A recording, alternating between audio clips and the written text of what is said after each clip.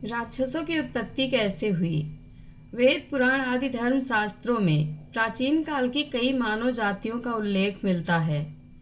देवता, असुर, दानव, राक्षस, यक्ष, गंधर्व, किन्नर, नाग आदि।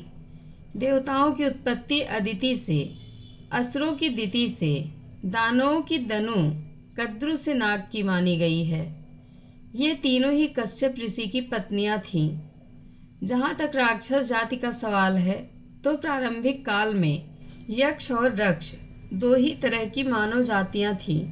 राक्षस लोग पहले रक्षा करने के लिए नियुक्त हुए थे, लेकिन बाद में इनकी प्रवृत्तियाँ बदलने के कारण ये अपने कर्मों के कारण बदनाम होते गए और आज के संदर्भ में इन्हें असुरों और दानवों जैसा ही माना जाता है।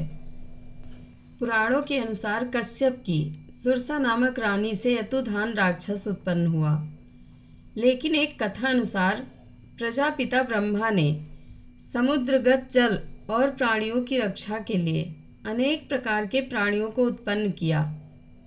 उनमें से कुछ प्राणियों ने रक्षा की जिम्मेदारी संभाली तो वे राक्षस कहलाए, और जिन्होंने यक्षण अर्थात पूजन करना स्वीकार किया वे यक्ष कहलाए।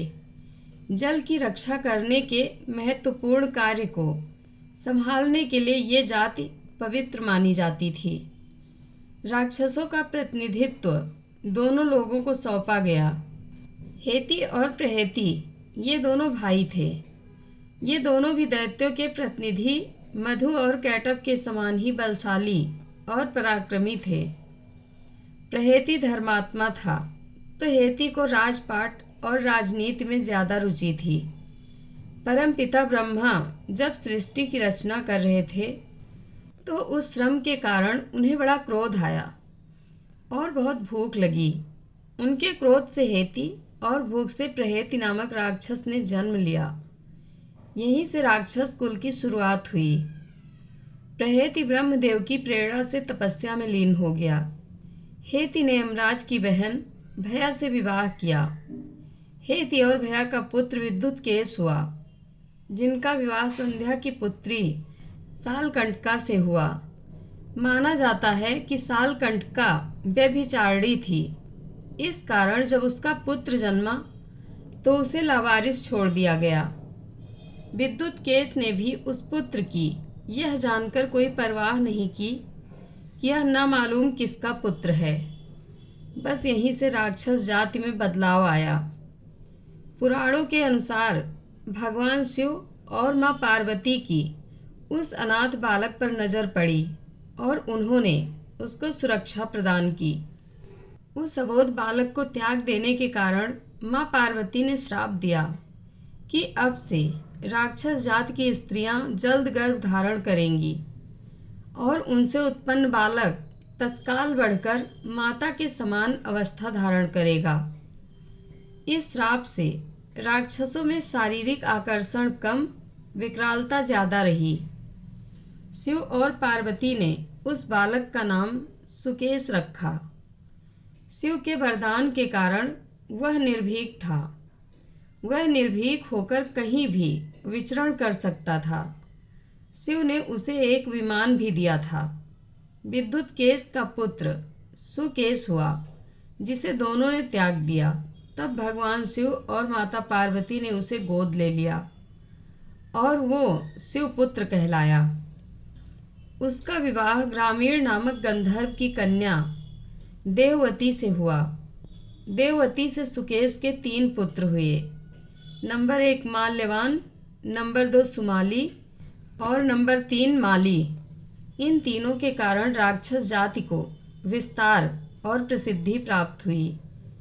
इन तीनों भाइयों ने शक्ति और ऐश्वर्य प्राप्त करने के लिए ब्रह्मा जी की घोर तपस्या की। ब्रह्मा जी ने इन्हें शत्रुओं पर विजय प्राप्त करने और तीनों भाइयों में एकता और प्रेम बना रहे का वरदान दिया। वरदान के प्रभाव से ये तीनों भाई अहंकारी हो गए। तीनों भाइयों ने मिलकर विश्वकर्मा से त्रिकुट पर्वत के निकट समुद्र तट पर लंका का निर्माण करवाया और उसे अपने शासन का केंद्र बनाया। इस तरह उन्होंने राक्षसों को एकजुट कर राक्षसों का आधिपत्य स्थापित किया और उसे राक्षस जाति का केंद्र भी बनाया। लंका को उन्होंने धन और वैभव की धरती बनाया और यहाँ तीनों राक्षसों ने राक्षस संस्कृति के लिए विश्व विजय की कामना की। उनका अहंकार बढ़ता गया और उन्होंने यक्षों और देवताओं पर अत्याचार करना शुरू किया, जिससे संपूर्ण धरती पर आतंक का राज कायम हो गया। इन तीनों ने ही विश्वकर्मा से लंका की रचना करवाई और उसके राजा कहलाए। माल्यवान ने सुंदरी नामक स्त्री से विवाह किया, जिससे उसके वज्रमुष्टि, विरूपाक्ष, दुर्मुख, सुप्तघन, यज्ञकोप, मत्त और उन्मत्त नामक 7 पुत्र और अनला नामक एक पुत्री हुई। सुमाली ने केतुमती से विवाह किया, जिससे उसे प्रहस्त, अकंपन, विकट, कालिका मुख, धूम्राक्ष, दंड, सुपार्श, संघादि, प्रघस और भास्कर नामक 10 पुत्रों और राका, पुष्पोत्कटा, कैक्सी और कुंभीनसी नामक 4 पुत्रियों की प्राप्ति हुई। माली ने वसुदा से विवाह किया और उसके अनल, अनिल, हर और संपाति नामक 4 निशाचर पुत्र हुए। रावण की मृत्यु के बाद ये चारों विभीषण के सलाहकार और मंत्री बने। रावण राक्षस जाति का नहीं था, उसकी माता राक्षस जाति की थी, लेकिन उसके पिता यक्ष जाति के ब्राह्मण थे। जब माल्यवान, सुमाली और माली आदि राक्षसों को लंका से खदेड़ दिया गया, तब लंका को प्रजापति ब्रह्मा ने धनपति कुबेर को सौंप दिया। कुबेर रावण के सौतेले भाई थे। महर्षि पुलस्त्य के पुत्र विश्रवा की 2 पत्नियां थीं, इलबिला और कैकसी। इलबिला से कुबेर और कैकसी से रावण, विभीषण, कुंभकर्ण का जन्म हुआ। इलबिला यक्ष जात से थी तो कैकसी राक्षस। कुबेर तपस्वी थे, वे तप करके उत्तर दिशा के लोकपाल बने। इनके अनुचर यक्ष निरंतर इनकी सेवा करते हैं। कुबेर रावण के सौतेले भाई होने के बावजूद राक्षस जाति या संस्कृति से नहीं थे। भगवान शंकर ने इन्हें अपना नित्य सखा स्वीकार किया है, इसलिए कुबेर पूजनीय माने जाते हैं। माली की पुत्री कैकसी ब्रह्मा के पौत्र और महर्षि पुलस्त्य के पुत्र विश्रवा से ब्याही गई। इसे उन्हें महापराक्रमी रावण, कुंभकर्ण और विभीषण नामक 3 पुत्र और शूर्पणखा नामक एक पुत्री हुई। राका के खर और दूसर नामक पुत्र हुए, जो श्री राम के हाथों मारे गए। कुंभीनसी का विवाह मधु नामक दैत्य से हुआ, जिससे उसे लवण नामक एक पुत्र हुआ। इसी लवणासुर का वध शत्रुघ्न ने किया था। रावण को राक्षसों का अधिपति बनाया गया। तब रावण ने राक्षस जाति के खोए हुए सम्मान को पुनः प्राप्त करने का वचन लिया और अपना विश्व विजय अभियान शुरू किया। इस विजय अभियान में रावण ने स्वयं भगवान शिव से भी टक्कर ली।